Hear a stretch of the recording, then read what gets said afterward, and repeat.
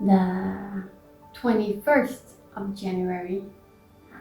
We have a 3, how we communicate with ourselves. We have the 1 from the month, the 8, the 10, and today the path is a 5. And this is the same as our week numbers. Remember, the 3 as a supportive number and the 5 as the overall number. So today is a very good day to release some of your anger and not to get caught up in the drama. The 3 likes drama, likes to make things a little bit more emotional. And remember, everyone is very emotional, so balance.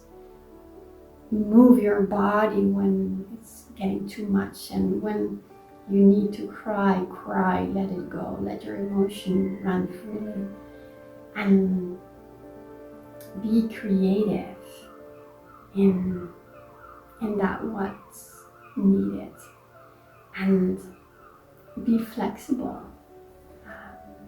Don't stay rigid on one plan.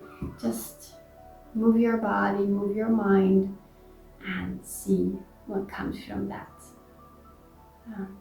And communicate your truth and your light, and make that light your communication. It will matter today.